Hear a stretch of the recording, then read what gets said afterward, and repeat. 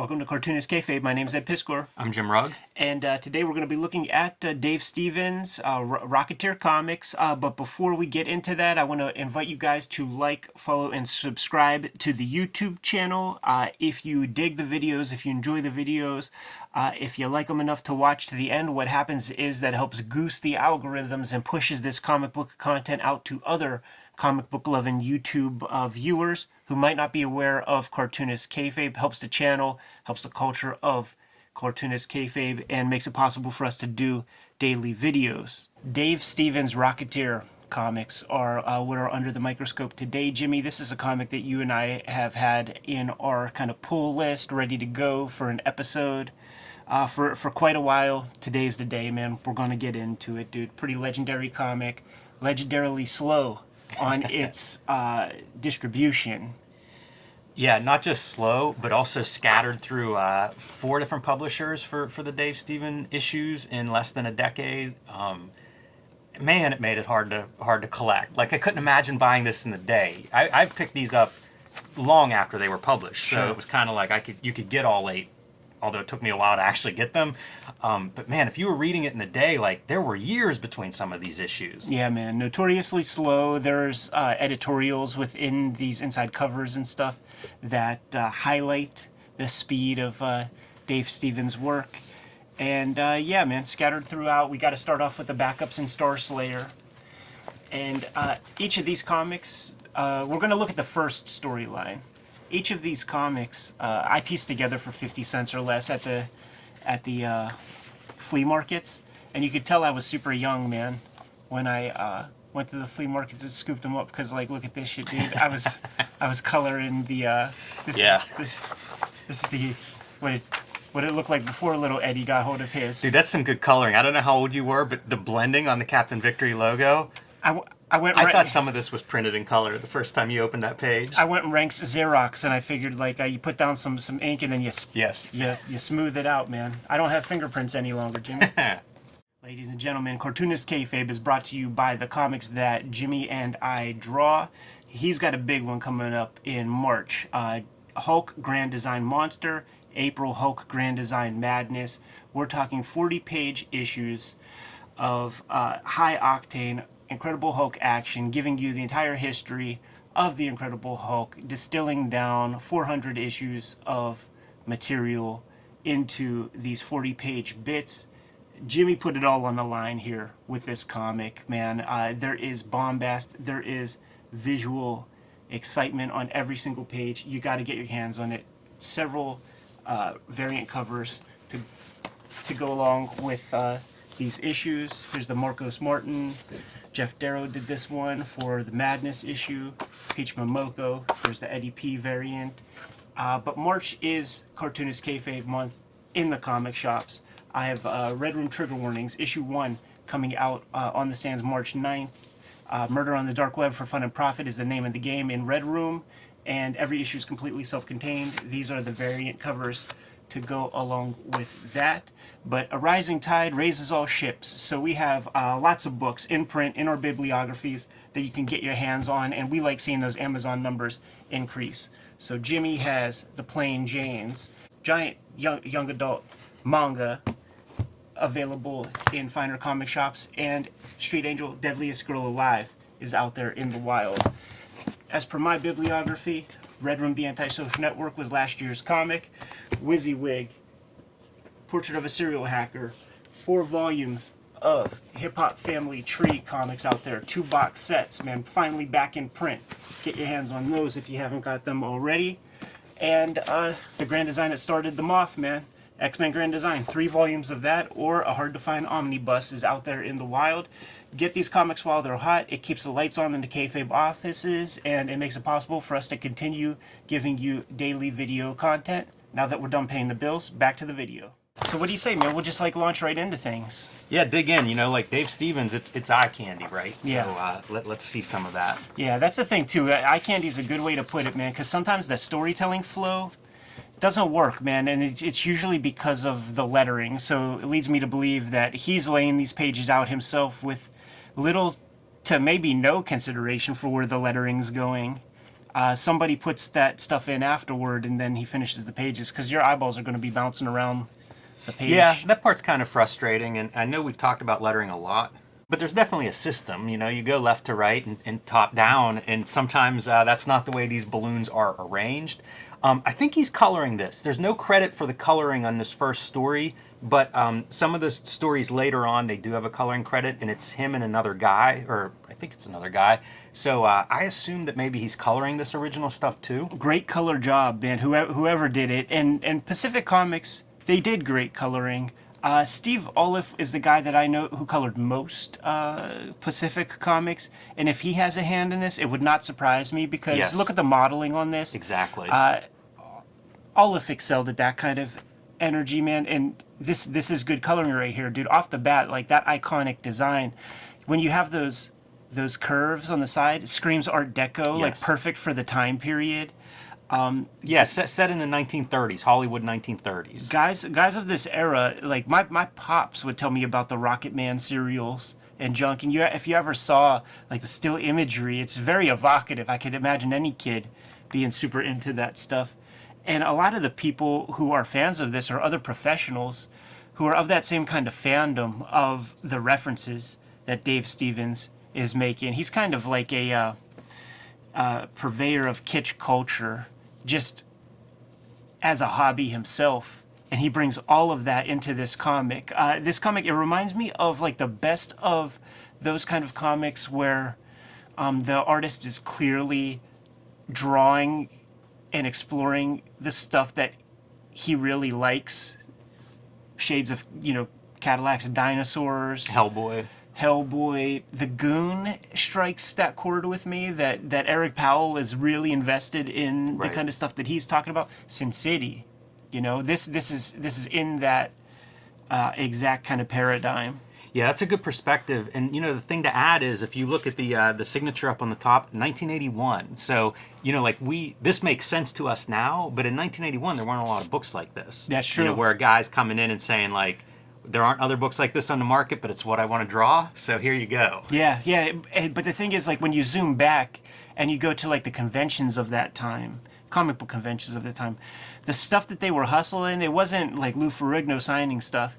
That would have been dealer booths that was specializing in like movie stills from way back in the day, or like those Warren Super 8 film reels that are like the highlights of Captain Video serials from the 1940s or something. Like this fits in with like the comic con culture of that time, and the guys who were big in fandom who then became cartoonists themselves, all the way back from Al Williamson to Kaluta and the studio guys, like they dug this comic, and they're writing letters. William Stout writes a letter in one of these things, man.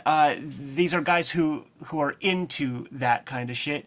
And when we got new cable channels here in Pittsburgh, man, when we got the E network for the first time, they had these E True Hollywood Stories. There was a Betty Page one, and Dave Stevens was a guy who was all over that. He kind of like brought Betty Page out of obscurity and helped kind of create the kind of like icon that she became in the 70s, 80s, because of the work that he did, and like being juiced in with like San Diego Comic-Con and that network of fandom.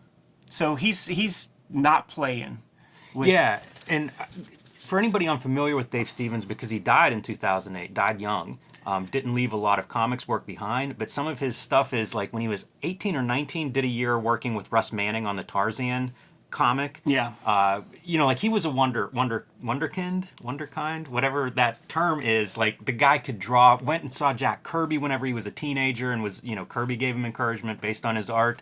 Storyboarded some of the Raiders of the Lost Ark. So, did a lot of stuff around art, but didn't do the chain himself to the drawing table for 12 hours a day approach of, the cartoonist, the demands of making comic books, but did dabble in a lot of different commercial art throughout his career at a high level. Makes a lot of sense, man. Very handsome dude. He had that Van Dyke mustache beard gimmick going on. He's probably a busy fella. Launching into things? Yes. Off the bat, man, even the lettering right there is indicative of that time period. It's very period specific. He draws some hell of a cars. He draws some hell of a airplanes of many kinds. Like his planes feel super weighted. Yeah, it reminds me a little bit of Alex Toth's Bravo for Adventure. Sure. In that I think both of those guys were enjoying 30s Hollywood, airplanes, adventure, and you see that in here. It's a very different look than Alex Toth, but I think some of the ingredients and influences are overlap. Bunch of gangsters are running away from the feds. They sneak into a hangar. They drop a parcel inside the cockpit of a plane, but not before getting captured. Yeah, I love their plan is to hijack this or to hotwire this plane and take off. Yeah, maybe they got the instructions from a comic book that Frederick Wortham was trying to outlaw. Cool little panel composition stuff here, like where you see the satchel inside the cockpit right there as those dudes Yeah, it's good. have their hands up. And here's an example of the lettering we're talking about. There's your first word balloon. Which one's your second one? Yeah. Is it the one that's right next to it, or is it this one? It's this one, so you're going 1, 2, and then back to 3. Not obvious. Not obvious, but also not the most egregious one that we're going to see. And there's even stuff like this right here where the storytelling, it happens like up and down. This guy's drawing pretty pictures. He doesn't have the sort of page count of figuring visual storytelling out. Good for you. Yeah, and some backgrounds and stuff for Russ Manning. But if you're not the one pacing the thing out, dude, you got to figure that shit out yourself. This to me is like a hallmark of kind of golden age comic artwork. That's true. You'd see this kind of thing even in the ECs. These very like specific emotional trigger moments. I feel like this dude looks like Bush Jr. Yeah. But that expression, that panel you pointed out is Golden Age, known for his expressive faces. Yeah. So you see a lot there, and you'll see it throughout as we're flipping through these stories. You'll see a lot of that kind of like very expressive facials. Precise inking in here, man. There's stuff like the thick and thins of the ink line are so considered and very important. Like he's thinking about the lighting on everything. There's even like clenched fists when you look at the modeling. It's a clean line, but the fists and all the lines that are in here, there are thick and thins, and it sells the lighting so perfectly with just one line going from thick to thin. Yeah, it's very impressive, and I'm glad you pointed out hands because just again, watching at home, pay attention to hands. He draws them very, very well. And I should have said this in the intro. The first artist edition that IDW publishes is Dave Stevens. I don't think I knew that. Yeah, super cool. There goes Peavy, man. He's like the likable. He's the Burgess Meredith to Rocky. Like that's who he is to Cliff Secord. He's the Doug Wildey to Dave Stevens. Yeah, based on Doug Wildey. And there's your money shot, dude. Yeah, how impressive does that look? Nice to see the Rocketeer in this story because it's not just Rocketeer out adventuring. Like there's a lot of characters out of costume throughout this run of comics. So when you do get to see a nice shot of Rocketeer like that, like you can see why that left a mark in people's imaginations. Absolutely, such a striking image, and it's less the comic in a lot of ways, I think, for people than it is this kind of stuff. These kinds of treatments where you just have these very cool, iconic shots of the Rocketeer that really strike the chord with people more than the comics in a lot of ways. Yeah, striking images for sure. All right, part 2 in the very next issue of Star Slayer. And looking pretty good there for your third page splash. Not quite half a page of a splash there, but that top title piece is pretty sharp, and we've got a good logo now with it.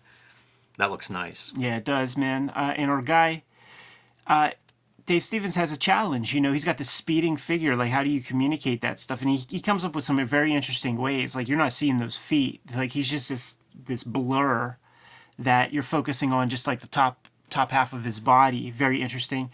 And this is a rookie, you know. This is the first time he's taking it out for a spin. He doesn't have his Malcolm Gladwell 10,000 hours. Nor has he read the manual fully, right? Which will be explained later. But yes, he's going up there without a lot of how-to. Those Daredevils, man, I tell you what. Little crash landing on the wing of that biplane there. Yeah, it doesn't look too good. Oh, you know what's cool? Peavy, the guy the Doug Wildey guy, he's the guy who fashions the helmet for Rocketeer. You know, like he finds that rocket pack tucked away in his cockpit, but you need a helmet. Like, this is obviously a dangerous toy that you're going to go play with. Heck yeah, man. And shit, if you need a windshield on your car, you definitely better have some spectacles covering your eyes when you're flying at great speeds.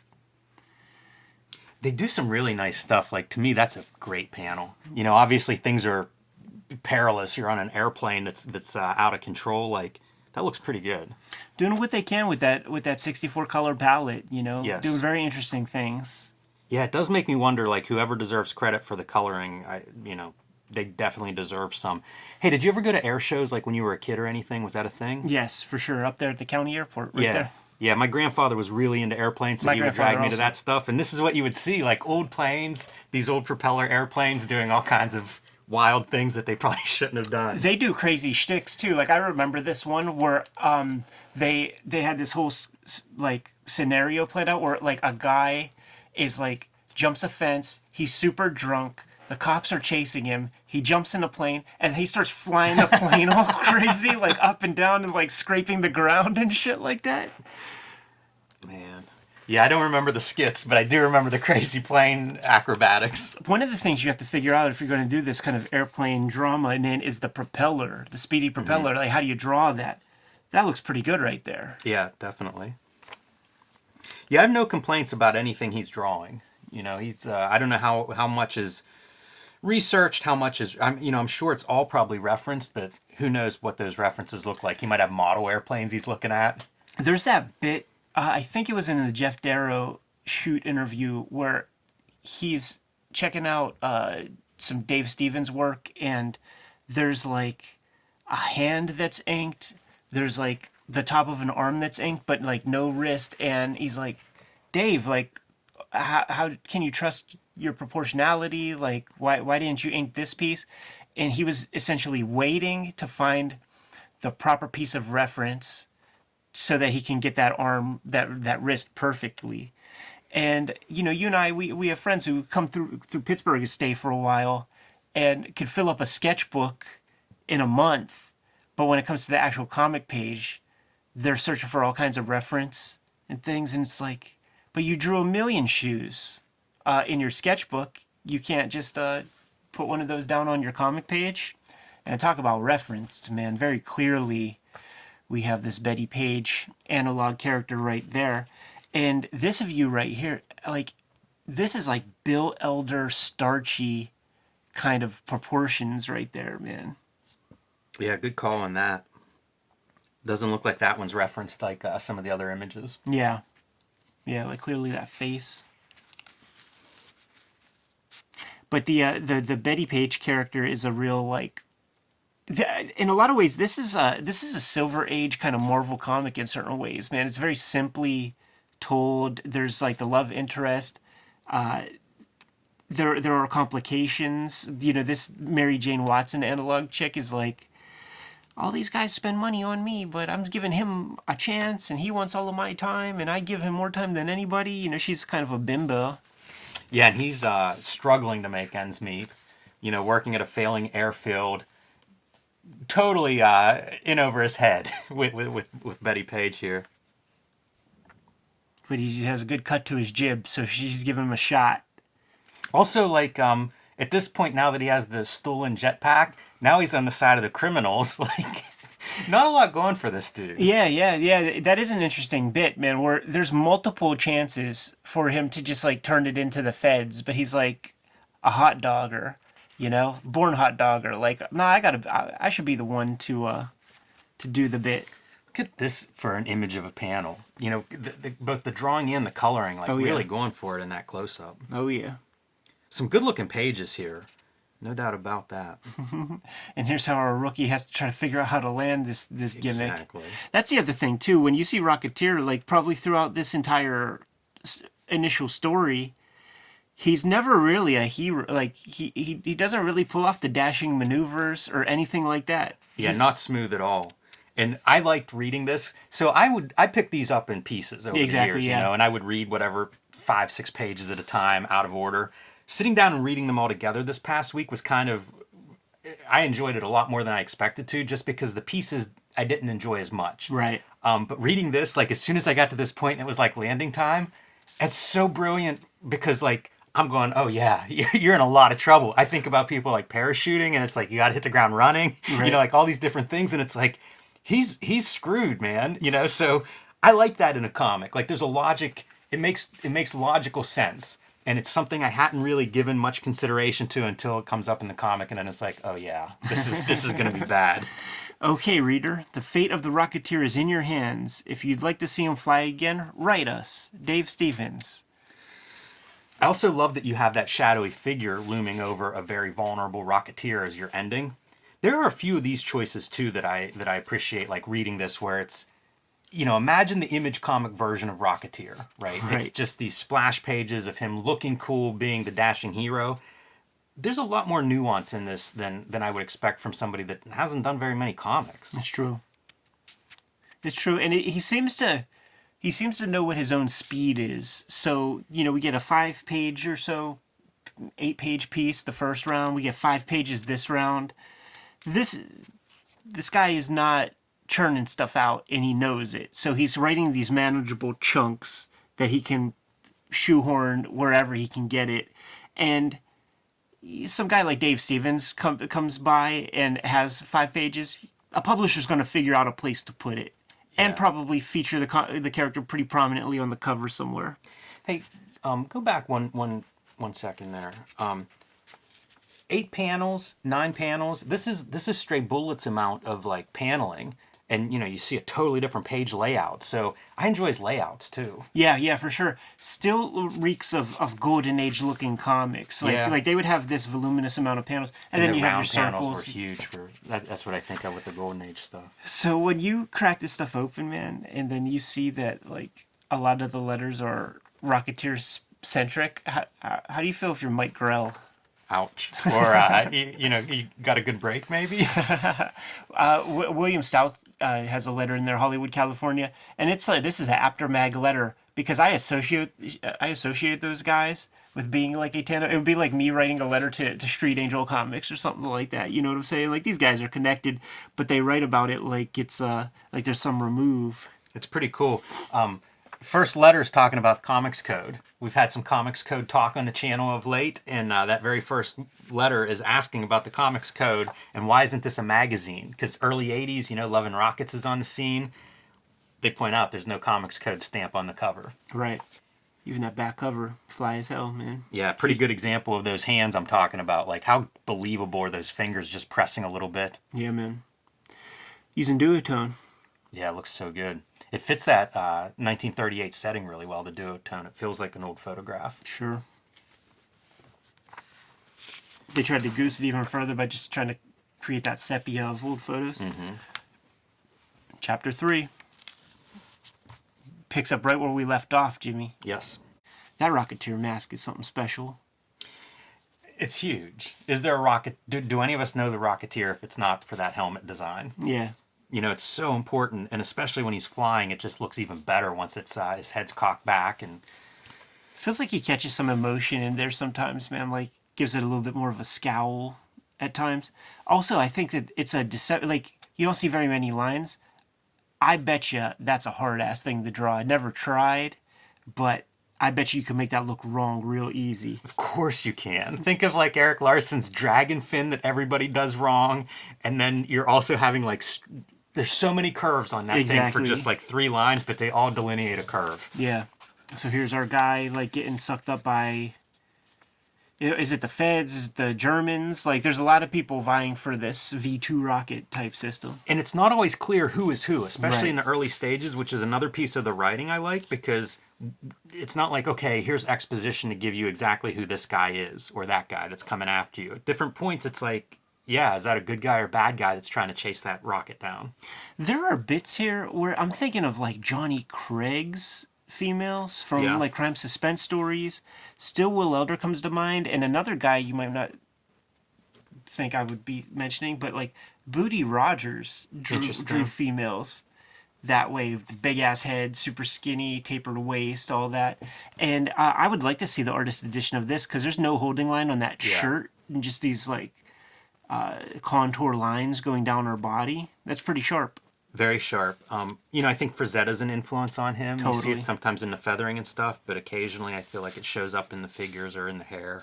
Sorry to keep going back. I look at this stuff, it's so detailed. Reminds me of like a Michael Golden coloring. Like, look at how, look at the page and then think like, that's quite a choice somebody's making. Absolutely. And maybe it's Stevens. I'm not sure, again, who the colorist is on this one, but looks really good. Absolutely. And looking at the actual like the figure drawing, man, like the eyes, they're rooted in there perfectly. Oh, like, yeah. And it's so small, like how big is that artist edition? It's not that big. 11 by 17, I think it's a standard, the standard kind of size. It also reminds me of Eisner, who I've seen Dave Stevens talk about as influential in interviews. And, you get the windows as panels and stuff within a panel. So the drawing's not quite there, but he definitely praises Eisner quite a bit if you track down some of his interviews. Now you got a car chase sequence, man. One of the hardest things to draw in comics.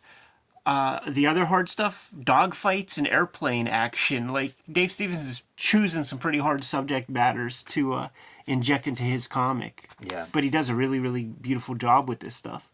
Yeah, it all sells. I think you can see some of the Hollywood influence, like a storyboard influence, especially on a panel like this. I think that feels like a shot you would see. Yeah, like almost every single camera angle here that we get, and the flow of it is becoming more solid. Man, you talk about those eyeballs buried in people's heads perfectly. Like, that's a clinic on your profile of eyeballs. Yeah, not easy, man. And you see the badge now. Like, these guys that run them off the road are apparently, some kind of law enforcement. Presumably good guys in 1938, maybe. And of course he gets his ass out of there with the little rocket pack. That was the whole bit where like, no, we want you to keep the outfit on. That would be like, yeah, keep the gun in your holster while we have you sitting in the back of our car. Right? Like, kind of a dumb move. A little bit. But we had to get Cliff out of there. Out of danger. This is the way he figured out how to do it. And you get the first inkling here of we've got German spies involved as well. Pre-World War II, but that European theater is heating up. Yeah, Red Baron was around in at this point. Good silhouettes. Like, it feels like the pieces are all here. Even as a young cartoonist, like he's aware of what the vocabulary is and using it. Yeah, like if The newspaper headline, for your exposition. you take the color off of this and you look at some of this stuff, you could actually feel the Russ Manning vibe in there. Because he's trying to get a lot of story across, man, on a very short page count. Man, airplanes seem, especially these kinds of airplanes, seem like they would be really difficult to draw, but they look so good. They do. Like, look at this thing. Yeah. Right? That looks like... That one's amazing. That looks like a washer and dryer with a propeller. And he sells, on the next page, he sells the weight of that takeoff. Like, it looks heavy. It looks like it's barely lumbering up there in the sky. Yeah, and it's that effect, too, where it's like the continuous panel, even though it's two panels. Smart. Genius. Works really well for to have that movement. Using Zipatone on his airplanes. Wise move. That has to be a beautiful panel. Like the artist edition of that panel's got to be stunning. Yeah, for sure. I think he uses more zip than we realize. And there were a couple pieces where I saw some, I think, duotone use, but you just don't notice it when it starts to moire with the colors. You just imagine that it's the color separations or something. And Betty's in peril. We've got bad guys coming from all different angles. And then she's not in peril. That's a real clunky little bit, man, because like when we last see her, she's not captured by anybody. She just shows up tied up because Dave Stevens fucking wanted to draw her tied up. I think they say it too. It's like add the dialogue. Explain that she's been captured. Jackie Estrada, man, synonymous with San Diego Comic-Con, gives a little bio piece for young Dave Stevens, 26 years old at this point, and lays out all the stuff that you mentioned early on. When it talks about the Hollywood work, the storyboards, all that stuff, that's another piece where Jeff Darrow is like, Dave Stevens drew a hat, and then like at the end of the tenure, he drew another hat, like super beautiful, but not very many of them. Yeah.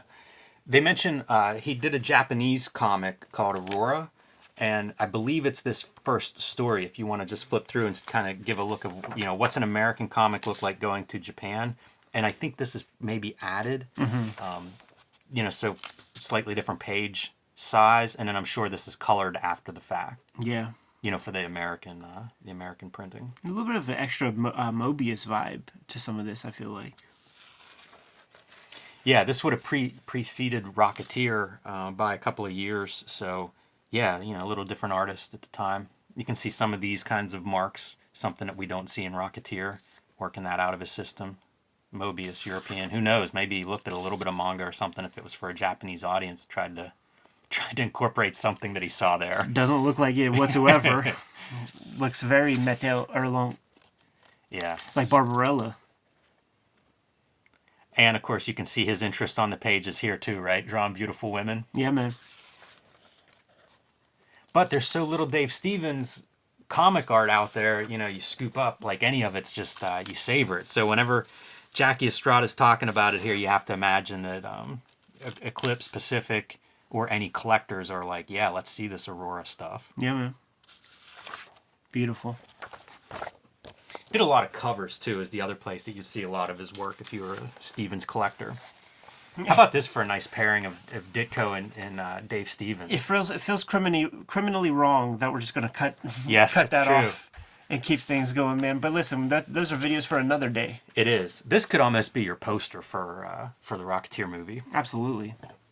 It feels so much like that, what I think of like old Hollywood serials. Absolutely. And for that matter, so does this cover. It does. Love the shadow of the Rocketeer in costume behind him. That's a pretty good comics, trope. Is your character looks good in silhouette. Right. Add it to the Batman. It's that's pretty striking. Yeah, it's a good silhouette, man. Great design. And who'd have ever thought that earth tone colors would be the way to go? It's so new. This is 1983 is the date on this. This is still pretty far ahead of the curve for like direct market. I think Gary Groth describes Dave Stevens as like the first direct market superstar artist to come out of the direct market system. Interesting. This has to be a real place, right? I don't know, but I love it. Me too. It's that or else he loves bulldogs. Yeah. It's another one of those things that is a little deceptive with the color separations put on there, but there's definitely zipatone, and he's chipping off some dots for texture on that paper mache building.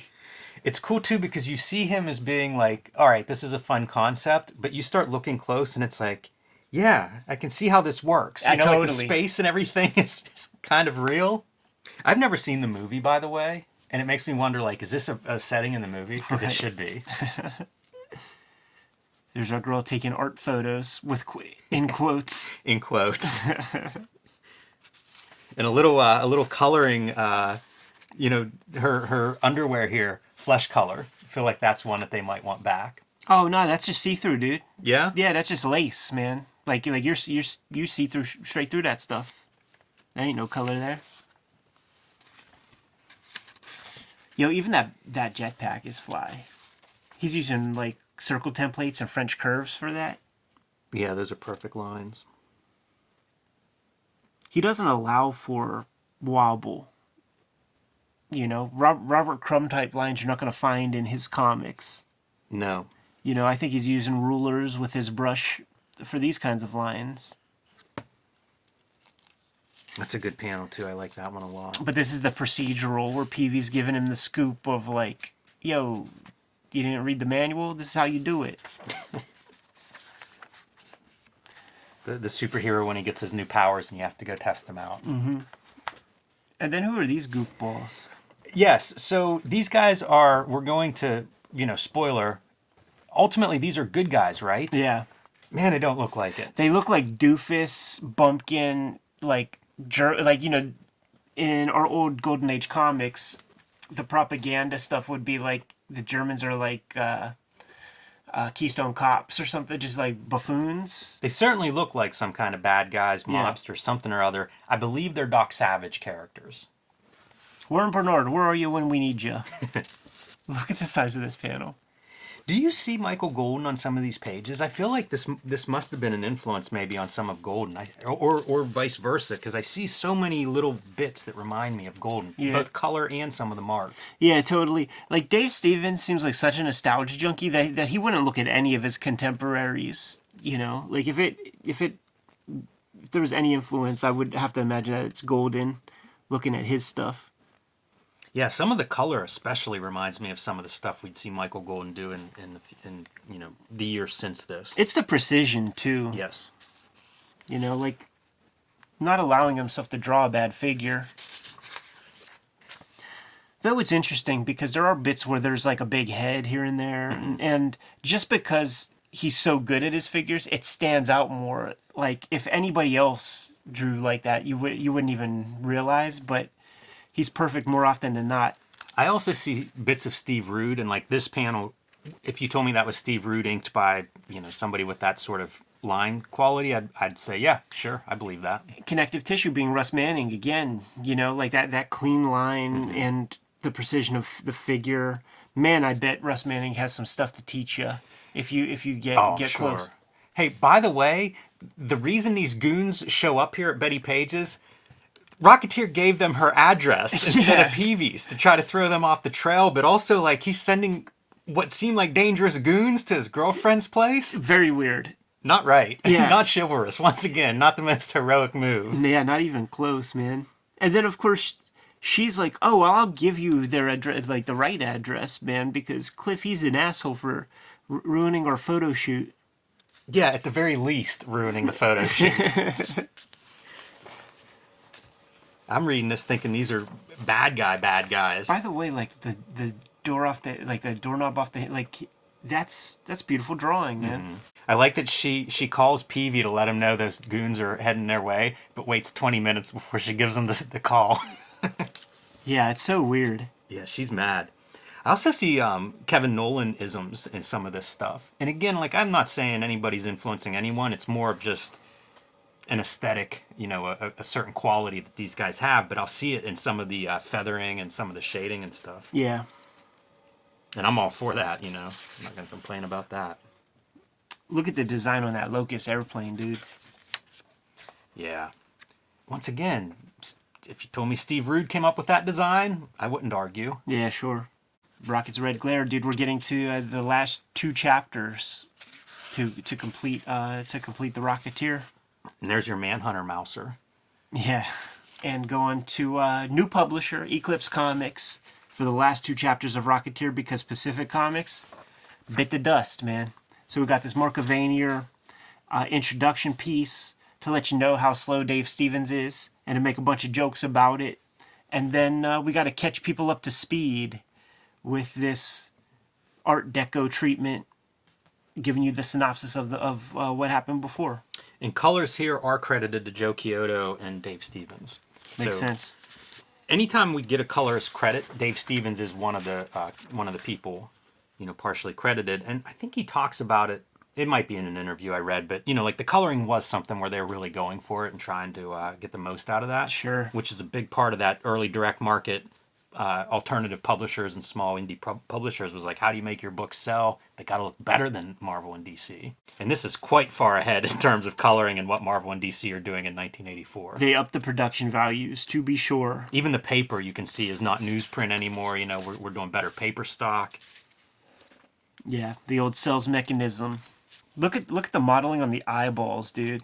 There'll be a few times that you see these kind of eyeballs, and they're stunning. Yeah. They look like real eyes. They look like you could almost touch them like they're wet on the surface. Really hard to tell what the materials are to color this stuff. Yeah, I have no idea. Some sort of, it's like chunky media. Markers? Yeah, that's what I was thinking, because markers would have been used elsewhere. Like if you're doing certain like concept art and stuff, markers would have been a tool. The precision, like using the brush to get those tapered lines, man. I mean, that's masterful stuff right there. It's a good flying effect too. It can be a hard thing to make look cool. Yeah, so there he is with speed, and there he is puttering out. Ran out of gas. Good stuff. It reminds me of like the computer joke or whatever. Is it plugged in? Another one of those heavy ass planes, man. It's the pivot, like all this weight on the back wheel kind of thing. Yeah, I don't know if it happens in this issue. In some of the future issues, they have like guys who were involved with plane design writing about some of these planes, because like early days of aviation, you see these weird designs. That Bulldog plane from the previous issue, same kind of deal. It's not like that's what most planes look like, but you can find those. That's based on a real plane. Just kind of an experimental design. And again, this guy's, this is a good guy. Even though they're at odds with Rocketeer, he's working on the side of the feds. How beautiful is this? I find that one just stunning. Unbelievable. I mean, they really sell the altitude. They do. They sell the little curvature of the wing. Oh, yeah. The metal surfaces. It just all looks amazing. Yeah, I love that altitude, and I like the effect of like the white for the clouds. Yes, and the white sheens on the plane feel exactly correct.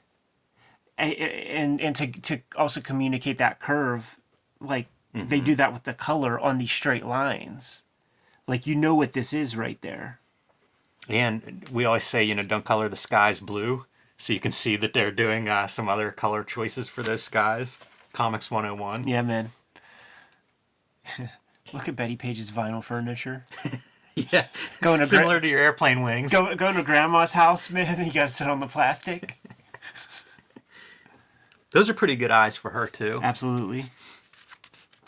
Yeah, the color, it looks like the color technique for this one is a different technique, different process. Yeah, absolutely. I mean, it absolutely is. And it is that kind of blue line method. Like you can see the blue line there. And that's a hard kind of production system to work inside of, man, because at a certain point, the blue line starts to disappear a little bit. So you see the color going outside of the lines because the line is going to have to just go on top. And there's a thing that happens with just, you keep adding media to a piece of paper, it's going to start to buckle and things. And now you have to have an acetate sheet of black line work on top of this buckled piece of paper. Freaking nightmare, dude. Seeing the locust with this color treatment is a pleasure. Yeah, you really get to see that design too. Like it looks so cool here and here. It's a great design. Yeah, and as far as I know, unique. And just maniacal that you create this design and you can, in your mind's eye, see it in 3D so that you could draw it in all these different angles. This is not Google SketchUp era where you build something in wireframe and you could tilt it at any angle. This is all kayfabe in it. Yeah, how true. And still capturing that curve of these planes. When you draw with this kind of precision, anything out of whack is just so glaring, and you don't get it here. Like with all of this Wally Wood stuff on the inside, it all adds up. If one of those lines was out of whack, dude, you'd clearly see it and it would be corny. Now they're fighting for control. After the co-pilot goes zipping out the door when he opens it. One of those classic moves, man, like the jockeying for position. That would end an episode in a serial. Yeah, that'd be a very tense one. You can almost look at these pages that way. Yes. Try to figure out each, like a Brian K. Vaughan, each page, each panel Love having it. that momentum. Love it. Cliffhanger in every panel. I'm sold on that idea. Yeah, I like that idea a lot. Bust a glass in the eyepiece, man. Show us some trauma. Which, by the way, will continue. I don't think they fixed this helmet for the rest of Dave Stevens' run, even in the second story. This is where we find out that these goon-looking dudes are good guys. He's trying to, like, mix his own fuel with a bunch of, like, Bernie Wrightson Frankenstein test tubes. Blows the joint to hell. Yeah, pretty clean lab there. That Surge ad. What the hell? Aren't you, like, if you're Rick Hoberg, aren't you just embarrassed? Like, you just cover your face, man. I would not want my art anywhere near. Yeah, that's not going to look good next to a page. It'd be one thing to be in the book, but next to a page of Dave Stevens is tough. But it made me think of, like, Image Comics. Like this character design, not that far off from something you might see in a Brigade. Yeah. I was thinking that could be somebody in what's the Eric Larson team? Freak Force. It looks like Freak Force. Yeah. Is that Vic Bridges? Just color him red. Dude, it's a Rocketeer comic, but you don't get much Rocketeer in him. Not a lot. Although there are Rocketeer comics with less Rocketeer than this. But a good bulldog. Yes. Nonetheless. Wonder if Dave Stevens had a bulldog. Yeah. The perfect model was his pooch. He seems like the kind of guy that just, like, he won't draw it if he doesn't have the reference. You know, pure illustrator. Man, how good is that shot of the plane? Yeah, and once again, like, that propeller, like, how do you draw that? Some people would just use a ellipse template. He's just gonna cut in some sheen. And he's off to try to track down Betty before she heads to Europe with that sleazy photographer. Very quiet ending to this story, you know, like it's several pages of no Rocketeer, not even real action. The whole story is paced pretty weird, like from start to finish, you know, like there's a lot of interesting choices that are done there, and kind of surprising that you know you're able to get a movie out of the stuff. But a lot of that, you know, I just saw the Rondo Hatton characters in that next series. But let's take a look at these pinups real quick. Definitely. Yeah. Gray Morrow. It's all guys that you can imagine. Like, the only guy missing is Toth at this period, you know? Like, Doug Wildey, we know that connection. Gray Morrow seems right. Murphy Anderson's an interesting choice. That's a Golden Age guy. Yeah. He came to prominence for me in the early Image days. Like, Valentino would talk about him, and then with 1963, I think he inked some stuff in there. And not an artist I had known before that. Yeah, I don't know about ink and stuff in there, but he created like the color separation house. Like, he created the system, and that's what he did. Like, it was his color system being used for the seps and stuff on 1963. Who is this here, man? I don't know. I was hoping you could fill that in. It reminds me. Some of the inking reminds me of P. Craig Russell. Yeah. I don't think it's P. Craig Russell. But some of the inking kind of reminds me of that. But I don't know who GF. I was trying to figure that out and couldn't come up with anybody. Yeah, I don't know. Kayfabers will know. William Stout. There you go. What's better than a fan letter? How about a pinup? Yeah. On Noah's Ark, man, down at Kennywood. Yes. Russ Heath, that makes sense. Yeah, you know he's going to do a killer plane. Love it with Betty painted on the side. That's a brilliant pinup. Al Williamson, you mentioned him earlier. Perfect fit for this character. He's one of those guys too that's like juiced into like fandom. Like, fandom like brought him into comics, even though he's from like an older generation and stuff. You know, he was into Hawks of the Sea, Will Eisner, and was a collector of strips and things. Bruce Jones, fixture of the Pacific Comics and Eclipse Comics of the early 1980s. Yeah, I like this concept that he's drunk and he's seeing double or triple in his mind, just thinking about it. Completely infatuated with his girlfriend. Yeah. Just an excuse for Bruce to draw 3 Betty pages. And a triplane, by the way. Look at this weird thing. There was a Betty Page look-alike contest that Dave Stevens would then do a chalk drawing of the winner, but like send in photographs of yourself dolled up. Oh my. And merchandising. By the way, this is the Gary Groth interview from '86 that I was reading with him. Talks about this some regrets over this design. Feels like he went a little bit too far on that T-shirt whenever his little sister in 3rd or 4th grade was trying to wear that to school. Gary's little sister or Dave Stevens? Dave Stevens. That's funny, man. Yeah. That's super funny. So there it is, man. The very first Rocketeer story. Kaluta. Yeah. One more Rocketeer pinup. Love that design right there, man. I feel like, you can make that. Yeah, really cool. Really easy. So, dude, little did I know that there was a second Rocketeer story that Dave Stevens did. I literally did not know about this comic. Yeah, and a little more history. This first 5-issue run, Eclipse did a collection, like a trade paperback, and then the plan was to do a second one, which was Rocketeer in New York. So this is basically continuing the story in that he's going to New York, pursuing Betty Page, who he meets up with there, but kind of its own story. Does it complete? Yeah, it is. It's a complete story. Dave Stevens' last, interiors for Rocketeer, and between issues 2 and 3. It goes from Kamiko, company that goes out of business, to Dark Horse for issue 3, and I think there's 3 or 4 years in between, and I think in that time is when the Rocketeer movie comes out. I see. Now, Jeff Darrow said that there was like a scene that he did some drawing for where Rocketeer is like in some sort of like stairway.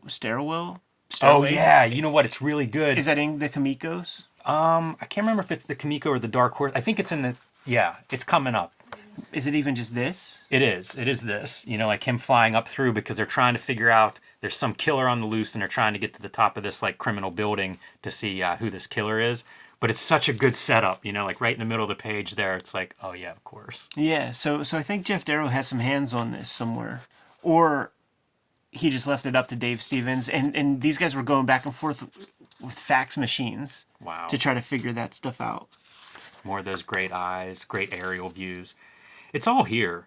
I think this second one is Kaluta does layouts, and Groth asks him about that, and he's like, how'd you get him to do that? Or, Groth was looking for, did you give him a full script? Right. Dave Stevens' answer is money, I paid him.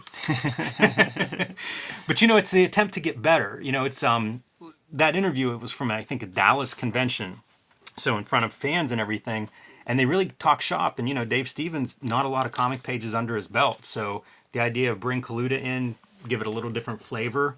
And then the third one has like Art Adams. There are moments where I see Don Simpson isms in this artwork. Sometimes in the hands, sometimes in the fold of the clothings.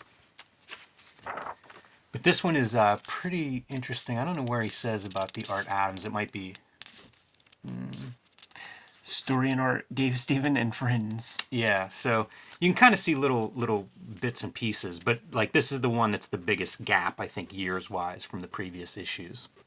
Mike Kaluta for some great breakdowns. Art Adams and Sandy Plunkett for additional penciling. This Sandy Plunkett guy, he's a guy I mentioned before. He did some like even fewer pages of comics than Dave Stevens in like Marvel Comics Presents and stuff, but like people really, really, really latched on to his stuff. To me, it's like it looks like the best of fandom type artwork, but it really struck a chord with that older generation. The fandom thing is interesting because you look at Dave Stevens and it's kind of like this is not what you were getting at a Marvel and DC. You know what I mean? It's better than the fandom art, but it's also specialized in a way that's outside of the system. But like when I say fandom, it's not Marvel DC fandom. It's fucking Fletcher Hanks fandom. Like it's the Creeper fandom and shit like that. Like it's Warren Magazine fandom. It has nothing to do like these are the dudes that are like, you know what, I quit reading those timely comics when Fantastic Four came out. Like they're not interested in any of that bullshit.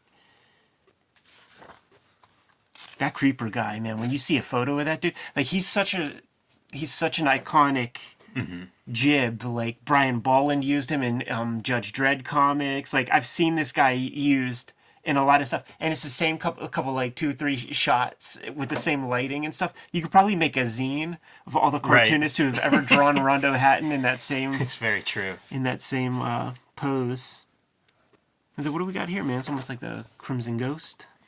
Well, I mentioned Doc Savage in that first story arc. So we've got shadow characters in this one. Yeah, I think I saw Lamont Cranston in there. Oh, dude, we got Schlitzie, and we got the Freaks. Yes.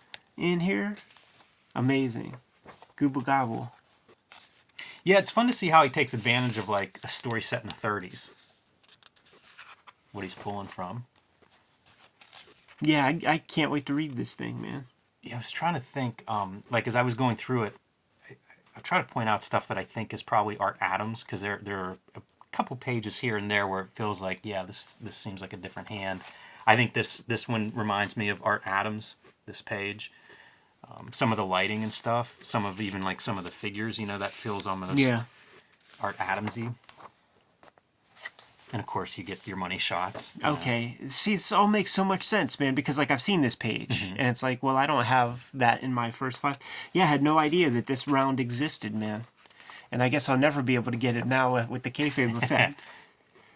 Yeah, it's a peculiar thing, but it continues to be reprinted. Like that artist edition, there's a new version coming out, or second printing or third printing, or I don't know what printing they're on, but it's coming out in April, I believe, and like they do complete collections of Rocketeer and stuff regularly. I'm just gonna have to get it. Yeah, this is Art Adams. That's definitely Art Adams right there. Yeah, I'd be curious to look at it. I feel like we've seen this shot 5 times. Who do we got on there's Sandy Plunkett. Using that, what looks like to be that stipple paper coquille board. Mm-hmm. I kind of like that one. This is Galassi, and if you look, there's like almost no line. It's all duochet. Yeah. Pretty wild. And it doesn't always work. Like the color for, like, say, the clouds, you'll see a little bit of the duochet tint around the edges. They should have just left it black and white. Yeah. Pretty neat, though. You can see kind of where Galassi is in his career at that point, experimenting. And then Mike Mignola in the mid-90s. It's kind of neat.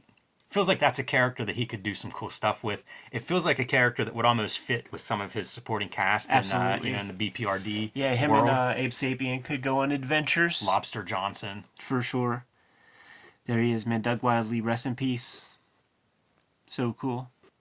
Yeah, Stevens was juicing with like this old guard, man. Had an old soul. Yes. Acromegaly, man. Some motherfucker. Take your prenatal vitamins, people. Yes. Fantastic, man. It's a video that we've been wanting to do for a long time. Great chance to read the Rocketeer story all together. Yeah, and it's such a neat piece of like direct market 80s history, like told through 4 publishers, 8 issues, 4 publishers. Like, man, it was testing the your fandom, if you could keep up. And it seemed like people were chomping at the bit, man, to get their hands on any Dave Stevens that they could, man. The fact that it's still reprinted is the stuff that speaks to me. Like, obviously this guy, and in those same interviews, the Groth interviews and stuff, like, he does this not, according to him, it's not for the money. It's something that he just really wants to do, and I think it shows. I think it distinguishes it from other comics, and I think the fact that it's still being printed and reprinted in different formats today, that's really the goal. Like, you want to make this work that goes multiple generations and that outlives you, as sad as that part is.